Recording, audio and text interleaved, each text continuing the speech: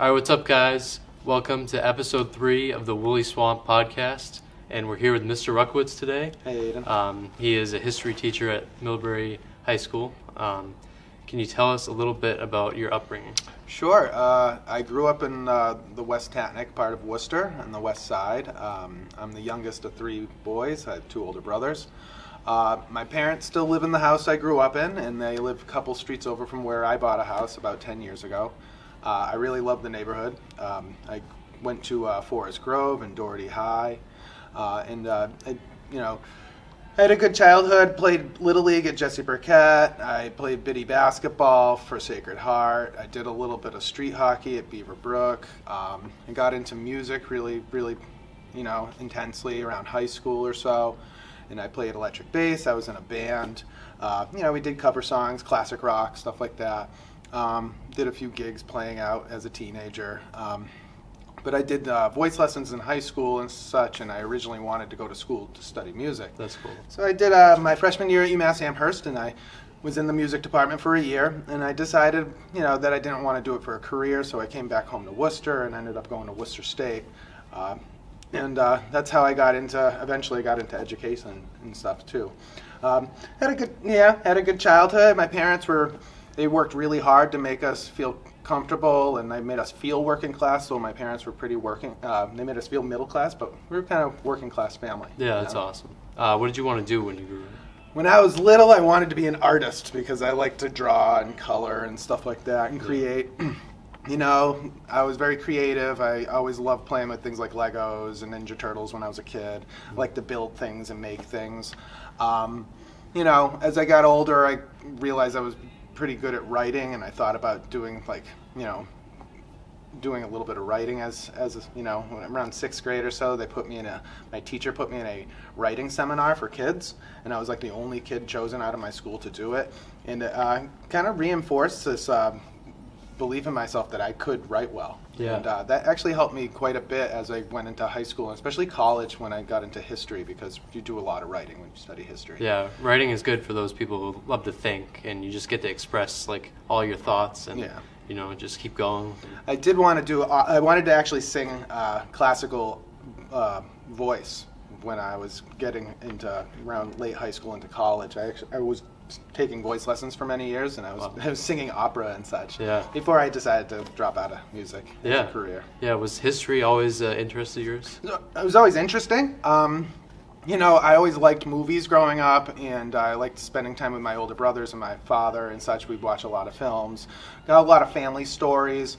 Both my grandfathers saw a lot of heavy combat in World War II, and all my great uncles did as well, and we get a lot of those stories every time we get together during holidays, Christmas and Easter.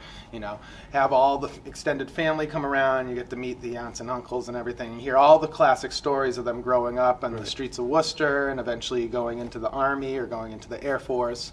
And, the story of my grandparents meeting is wrapped up in my grandfather going to bombardier school at Fort Bragg. My mother's father was a homeless teenager in Worcester in the 1930s. And Pearl Harbor happens, and he enlists.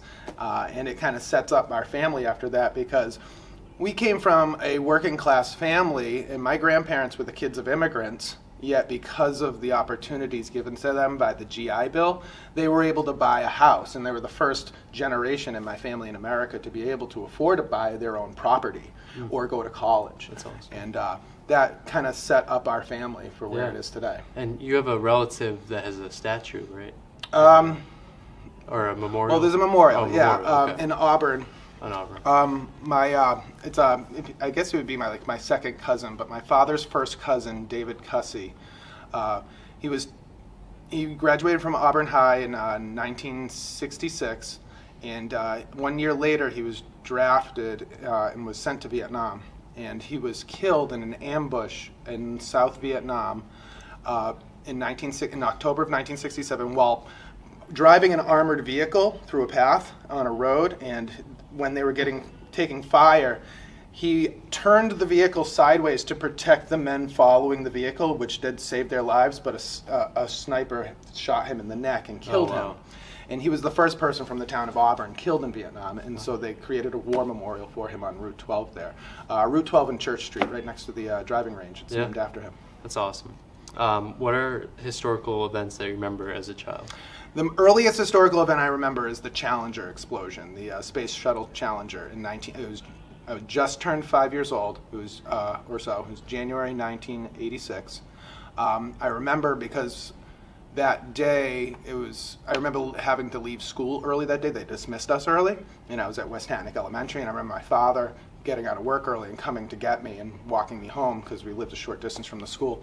And he was telling me that a terrible accident had happened today and a spaceship exploded and a teacher had died. And that's my earliest memory. Yeah. I would have to say, like, I remember a lot of things growing up, like, the Iraq War began officially. I'm sorry, not the Iraq War, the Gulf War in 1991 began on my birthday when I turned 10 years old. And so I distinctly remember that. Yeah. Also, 9/11, of course, for my generation is like the big event of our upbringing. 9/11 happened when I just started taking my history courses at Worcester State.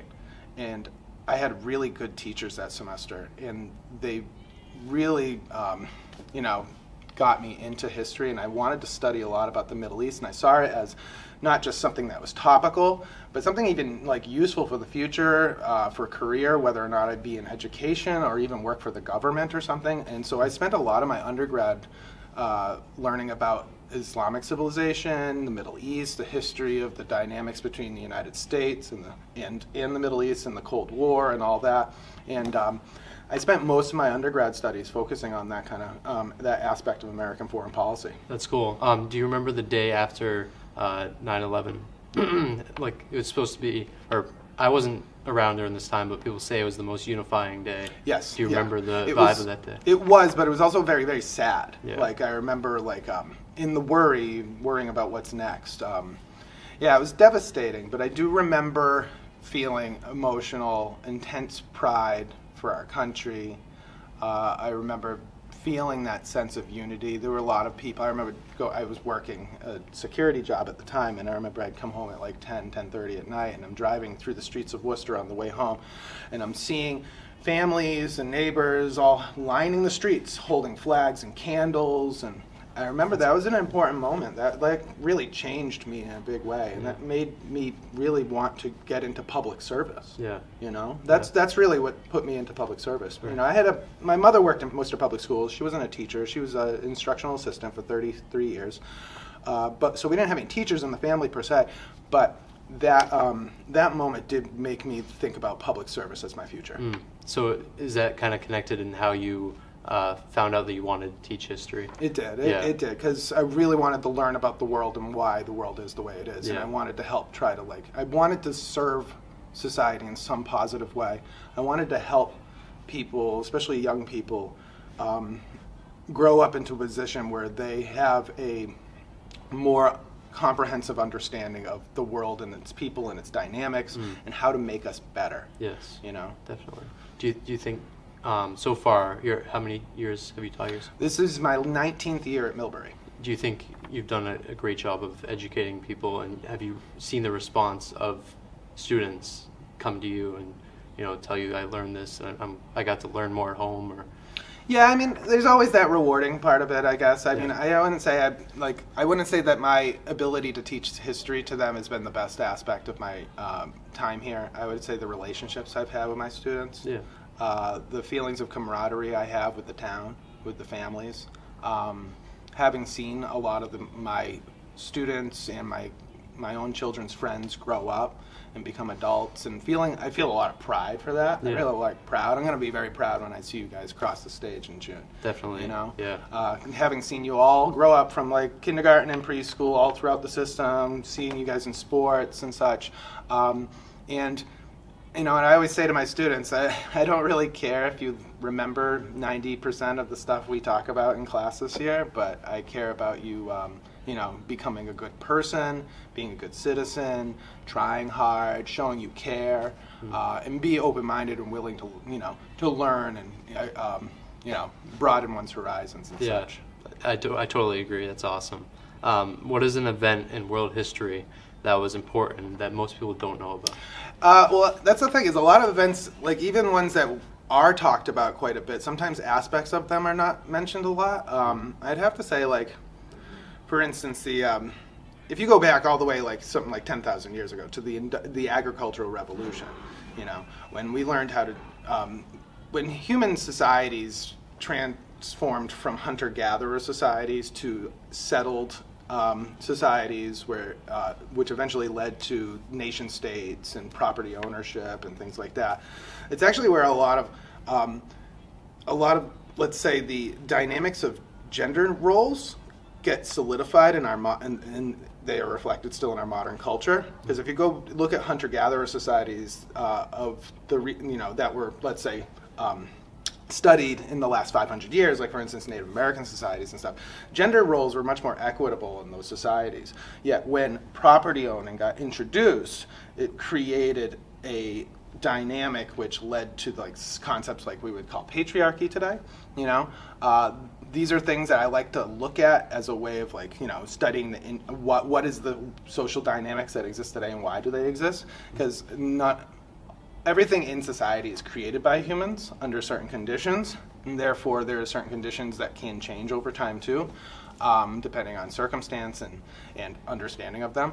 I like to look at religion and how religions have blended together in some cases, and how a lot of our practices that we associate with certain religious groups actually are older than that religious group, and how they often came from other beliefs. Like for instance, the ideas that some of the practices in Christianity or beliefs come from earlier religions or earlier practices and earlier holidays and things like that, and how they've been kind of given a new spin as new religious beliefs have taken over societies, as like they've spread throughout regions, like for instance in the Roman world and such. I also like to think about how the Industrial Revolution still affects us, because it changed our relationship with time, with the natural world. Not just in the idea of environmentalism or pollution and things like that, but I mean the way we wake up in the morning, the way we determine what time to eat and go to bed, is determined by the clock, which didn't become as prevalent in our lives until the Industrial Revolution. Humans lived according to the seasons predominantly before the Industrial Age. But suddenly now we are being told by the clock when to get up, when to go to work, when to come home, when to have dinner, when to go to bed, when is appropriate to do these things. And it's not, and it's almost artificial, and in a way it makes us feel as human beings disconnected from the natural world and from each other. In a way, because it's turned our lives and it's turned every moment in our lives into a moment to commodify, or like make, basically, how can we use this to make profits from, or how can we use this to further our economic needs rather than our personal and emotional needs. Who are some of the most influential political leaders of all time? Let's see. Obviously, I'd have to say, like, you could go all the way back. You say something like, the age of Pericles and like ancient Athens is important for like not just reinforcing the concepts of democracy in the Western world, but also showing its pitfalls and dangers, which because eventually that democracy broke down into corruption and eventually defeat in war against Sparta and such. But of course, like, the Roman Republican period and the Civil War period, where you have like these reformers like the Gracchi brothers, and you have demagogues like Marius, and then you have, attempted takeovers of power such as like Julius Caesar and such. Charlemagne in the Middle Ages helped essentially set up the, modern Western Europe. You could say there's a lot of, I love studying Napoleon. I find him fascinating. I find everybody who's an imperfect person, who's somebody who we can study and find their humanity. Those are my favorite characters in history. I especially like people in American history, like Jefferson and Lincoln and Kennedy and even like Nixon and such, because they are people who have transformed during their time as being influential people. I like some people in history that are often been demonized by, our culture in the past. Like I find people like Nikita Khrushchev to be hilarious and interesting, But of course, there's also, other people who are more influential. People like people who give me the creeps a little bit, like Stalin and Mao. Yeah. Not big fans of theirs, but definitely influential characters. And of course, like they're big players in history, but I really like to hear about the stories of the average people a lot more. Yeah, totally.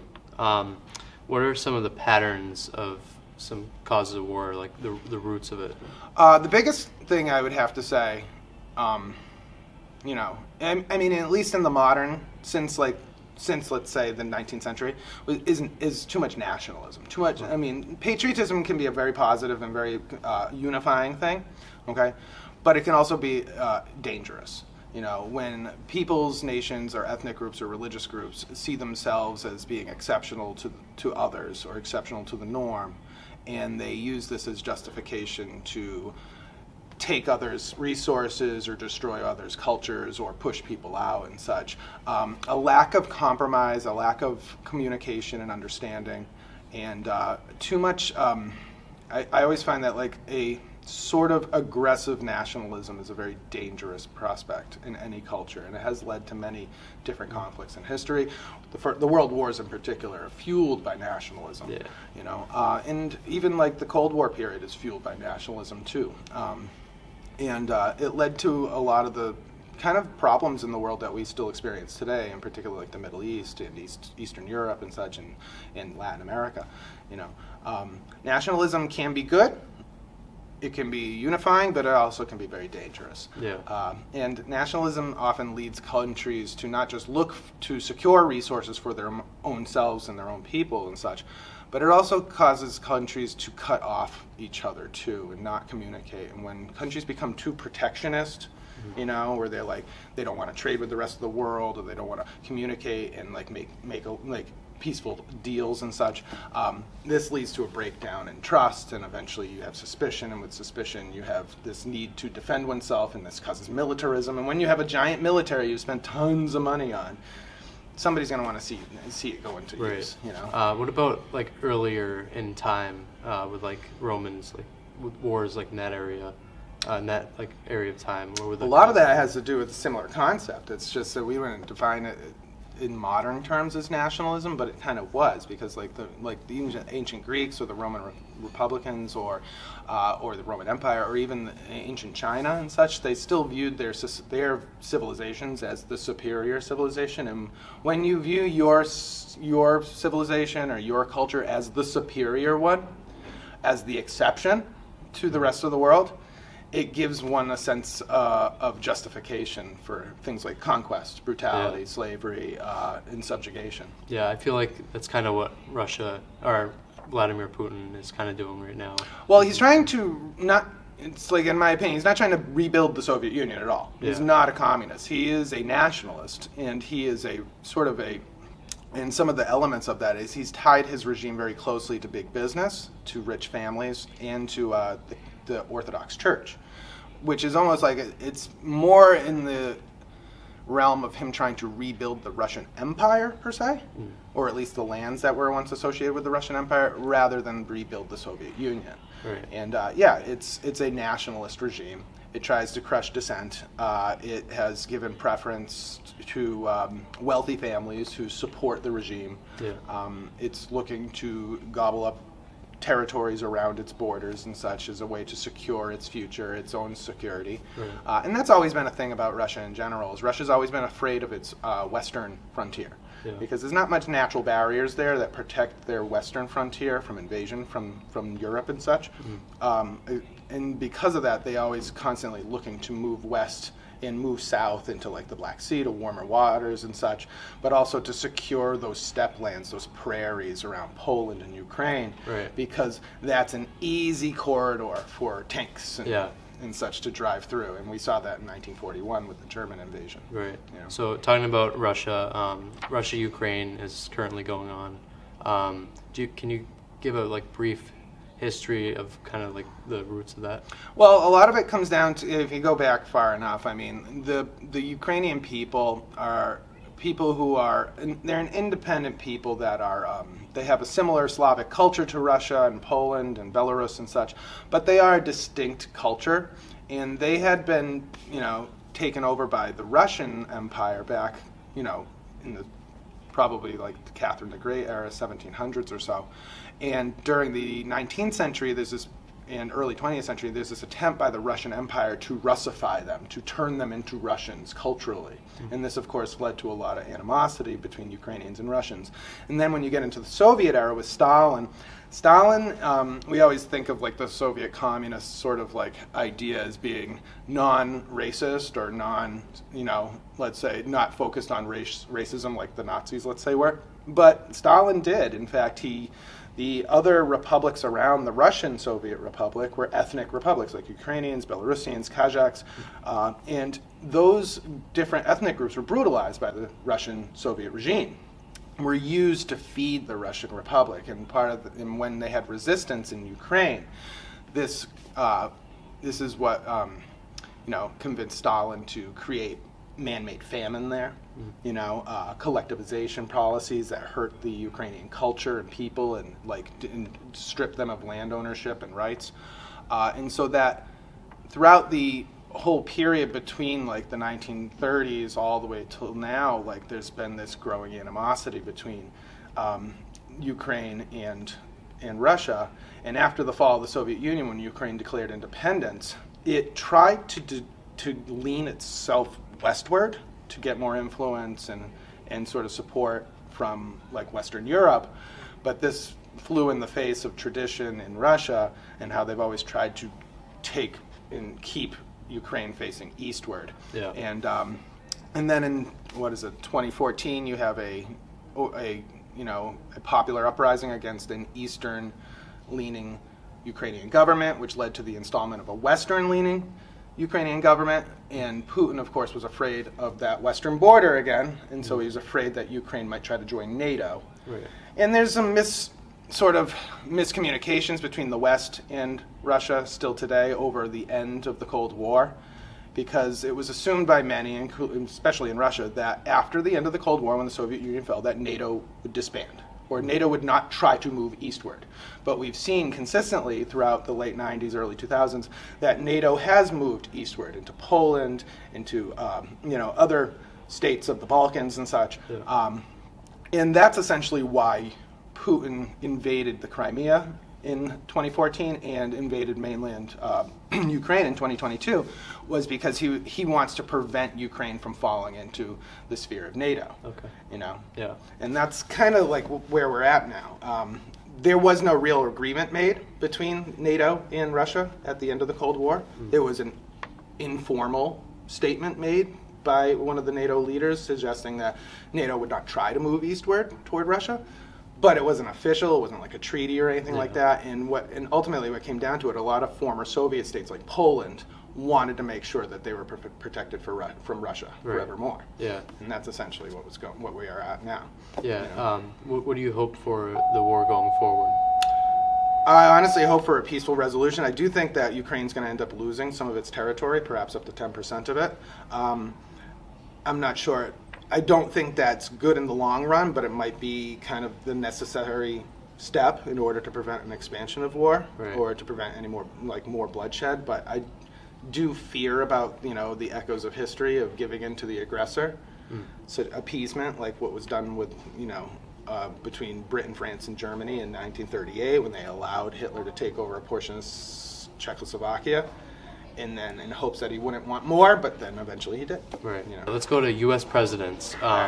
Who are three of your least favorite, or at least, I don't know, whatever Who do I think are some of the worst presidents I've served? I always like to say that there's never been best presidents. There's always been least worst presidents, meaning all presidents are put in a position to make terrible decisions, things that never make everybody happy.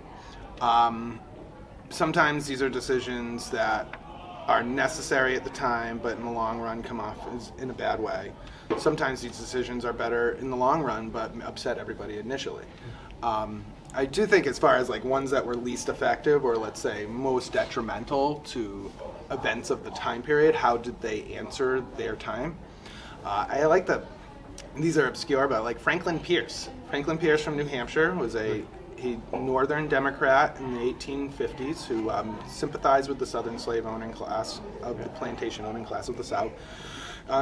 Before he became president, he experienced a terrible tragedy in which his young son was killed in a train accident, and he took to drinking throughout much of his presidency and allowing his party to kind of bully him into signing bills into law that eventually led to the Civil War.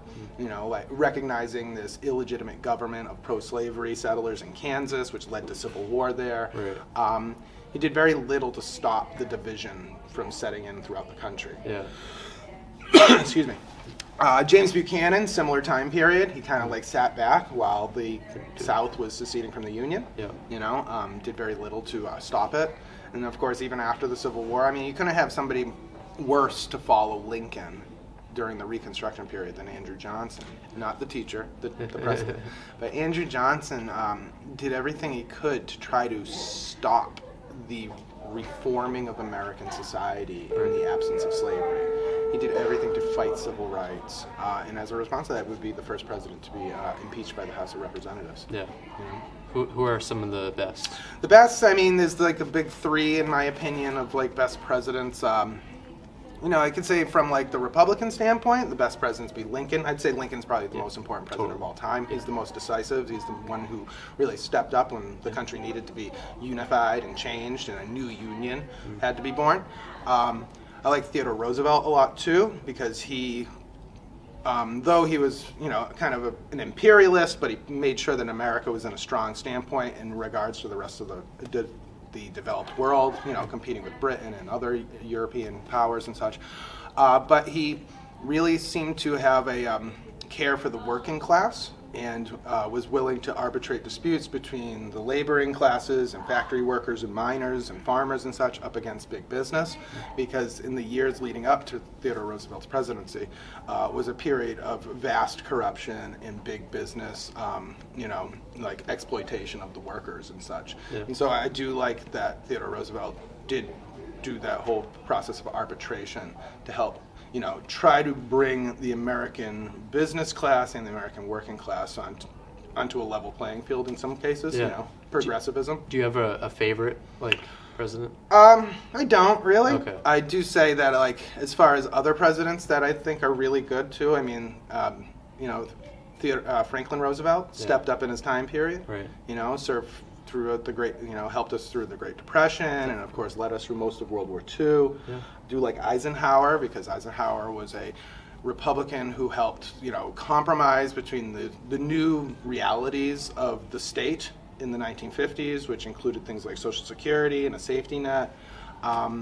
You know, and I like Lyndon Johnson a lot because he helped to create a lot of the programs that we kind of like Americans value today, like Medicare and stuff like that, and Medicaid. He helped create PBS, the National Endowment of the Humanities. He cut poverty in half from 22 million down to 11 million during his 4 years as president. Right. The only problem with Johnson is he embroiled us further into the Vietnam War, and that was the thing that hurt him the most. I do also like Nixon and some of his foreign policy, not necessarily his expansion of the war in Southeast Asia, or what he allowed Kissinger to do in like Chile and stuff, but I do like the fact that he had tried to ease tensions with the Soviet Union and normalize relations with China, but that's also coming back to bite us now. Yeah. You know.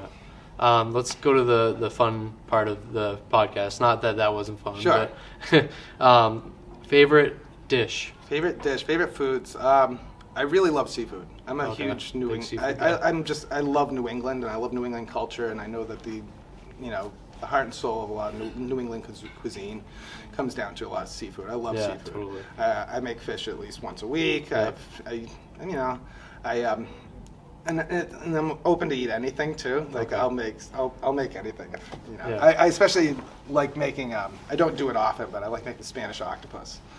Never tried that. Oh, it's good. It takes It takes 4 hours to make. Wow. But yeah. Yeah. You like salmon? Yes, I do. Yeah. I eat a lot of salmon. Salmon's Salmon's really good for you too. Yeah. I like a lot of shellfish and stuff too. You know, I'm a big fan of making my own food a lot. I do like to go out, but I honestly I cook at home a lot. Almost every night. Yeah. I really know how to make a great steak. Really? Yeah. Okay. I need to try sometime. I'll have to film myself sometime because I know how to make a good steak. That's awesome. Favorite local restaurant? Favorite like local restaurants? I mean, as far as like fancy places, I'd say like Bocado is one of my favorites. Bocado's a Spanish tapas place. Near kind of like near Grafton Street. Yeah. You know. I like that place a lot. You know, I like some of the classics of the area too, like George's Coney Island. Oh. And, you know, yeah. Let's see. You know, I like some of the diners and such, like Miss Worcester and stuff. Oh, yeah. Yeah, like those are classics. I grew Yeah, up with them. totally. You know, but Hard to get seating in there, but Yeah. it's worth it when you finally get right. there. And I like, of course, some of the, like, my favorite sushi place in the city is Miyazawa down on Chandler Street. Okay. It's probably the best quality sushi I've ever Yeah. had. It's and my brother, who's been to Japan several times, he says it's the closest thing to a place in Japan you can get. Really? In that he's had in North I need America. to try that. Do you know Boba in Worcester, the sushi place? Oh, Baba Sushi? Yeah, I know Baba. Yeah, Yeah. I've been there a bunch That's of probably times. my That favorite. was like the big place. That was the preeminent place before Miyazawa started. Yeah. And then Miyazawa, they took a lot of their. Wow, I never heard of that their place. customers, yeah. What is your favorite band? Favorite band? My favorite band is when I was from high school age to now. I really still love Pink Floyd a lot. Yeah. Pink Floyd is kind of like, it's like the big granddaddy of all my favorite bands. I grew up listening to a lot of classic rock and such, a lot of grunge too, because I grew up in the 90s. I love Soundgarden, I love Alice in Chains. Yeah. But I also like, Black Sabbath and Led Zeppelin and as I've gotten older, I become more nostalgic towards the music I heard as I was growing up. So things like yacht rock and the Doobie Brothers. Yeah, and, Doobie Brothers. A lot of 80s rock and 70s rock and stuff, arena rock. I Yeah. kind of got into that. And of course, my brother brought hip hop into the family when we were kids, and I listened to a good amount of rap. So when I had my Spotify Wrapped yesterday, my top artist was somebody who died some years ago, but he was from Roxbury, Massachusetts, and he was really famous in the 90s. This guy's name was Guru. Okay. Guru did a series of these really awesome hip-hop albums called Jazzmatazz. Oh, right. And I'm sure everybody my age who is watching this, they've heard of Guru before. Yeah. Do you remember your other four artists on your Spotify Wrapped? Oh, shoot. Let's see. So Guru is number one. I'm trying to think of the other 3 or 4. I know Pink Floyd was one of them, and Radiohead was one. Okay, that's cool. Yeah. Fleet Foxes. Fleet Foxes is a kind of a modern folk band that became big in the early 2000s. Mr. McQuaid and Mr. Kodra and I are big Fleet Foxes fans. Okay. And I'm trying to think of the last one there. I can't remember. I was probably some like 90s adult contemporary, like Bruce Hornsby or something like that, Bruce Hornsby. Yeah, I love listening to that stuff. The way I call them my waiting room songs, because Oh. whenever you're in the dentist's office in the 90s or Yeah. in the doctor's office, you always hear the same, like, Don Henley and Bruce Hornsby, and you hear all these same, like, singers and stuff, singer-songwriters that Right. came on. And I have this nostalgic connection to those. Yeah, working at Applebee's, we kind of have that playlist, like Yeah, late at night. it's easy to listen to. It's, Right. I have this nostalgic attachment to it. Yeah, talking about Spotify Wrapped, I'm actually, you probably know I'm a big Bob Dylan guy. Oh, yeah. I was in the 0.05% listeners of Bob Dylan, Oh, which wow. out of 19 million is what, like, I don't know, 5,000. Right. Yeah, so that's something to pat myself Yeah, on the that's back cool. for. You should talk to Mr. McQuaid loves Bob Dylan. Yeah. And he and Mr. Kodra saw him last year. Yeah, I saw him last year too. Right. What is your favorite song of all time? Favorite song? That's a tough one. Yeah. Because I think that, as far as individual songs are concerned, it really depends on your mood at the time. Yes. I'm trying to think. I would have to say Inner City Blues by Marvin Gaye. Okay. In his 1970 album, What's Going On. It's the last song on the album. Okay. It's one of my favorite songs of all time. It's a song that still echoes today what it's like to live in the inner city. Mm-hmm. Not that I grew up in an inner part of the city, Right. but I do have this, affection for that song because of its realness. It's very, very real. That's awesome. Mine has to be American Pie. Oh, Like, yeah. Even if I'm happy, sad, I can just put it on and just, enjoy it. Yeah, I could also throw out Billy Joel. I love Billy Joel. Yeah. Billy Joel is my comfort music. Yeah. My kids and I like to throw on Billy Joel's Yeah, background totally. music. All I like the time. Vienna, but Oh yeah. That's one of my Absolutely, favorites. Vienna. I was hearing. Yeah. I was at Alpha Lena. Came on yesterday on one of my playlists. I Yeah. was like, this is one of these obscure Billy Joel songs that Yeah. nobody remembers anymore. Right. Favorite movie of all time? Favorite movie? I mean, it's genre based too. I mean, I'd have to say if I had to think of a movie the movie that affected me the most and probably helped set me up to becoming a history teacher is the movie Glory, 1989. Oh, yeah. Edward Zwick film, you know, Matthew Broderick, Denzel Washington, Morgan Freeman, Cary Elwes. It was about the 54th Massachusetts, the Battle of Fort Wagner. I watched that movie so many times as a kid, and it kind of, I used to watch it a lot with my mom, because it would come on at like after 9 o'clock at night or so on pay channels like HBO and Showtime and stuff, and it would be my excuse to stay up late. Really? She's like, well, you can stay up if you watch War with me, and I'd watch it. That's cool. And now I show it every year in my US 1 classes because I think it's a great film. I think it still holds up. I think it's one of the best depictions of the Civil War. That, you know, when I was in high school, Saving Private Ryan came out. That was a big deal. Yeah. And all those like Tarantino films and Pulp Fiction. I like a lot of like sort of gritty and weird films. I love like certain directors like Kubrick and David Lynch. And I love Robert Eggers, the new filmmaker who did The Lighthouse, and he has a new film coming out, a remake of Nosferatu. I'm interested in. You know. The Lord of the Rings trilogy, when that came out in the early 2000s, was like my last childlike obsession. Because it came out just as I was like becoming an adult, just around 20, 21, 22 years old or so. And I got so deep into it and read all the books a few times, and I'm still in love with it, and I reference it constantly. I of course grew up with Star Wars and all that stuff. I'm a big Star Wars guy. But my favorite movie has to be Good Will Hunting. Oh, it's classic, an incredible film. Such a good film. In fact, I was thinking about watching that with my son Luke. Oh yeah, he'll love that. You know, because it's such a good film. Matt Damon and Ben Affleck were especially being around here, you can relate to it. Oh yeah, brilliant writing and stuff. Totally. I love anything that's really about New England and about Boston. Yeah, definitely. You know? Mr. Rutkiewicz, thank you for your time. Yeah, thank you for having me, man. Is there any like last message to tell? No, not anything in particular, but like make sure you're reading the news and try to get multiple sources always. Keep an open mind. Always look for, make sure that people that we listen to are trying to fulfill that dream, that the words of the Declaration are always what I tell my students. That's our goal. And also, let's see how the Celtics do this year. Yeah, the Celtics. The Bruins are kind of limping along, but the Celtics are coming on strong. And so that's what perfect. I'm focusing on right now. All right. Have a great, happy holidays and Merry Christmas, everybody. Happy holidays, everyone. Thank you. Hey.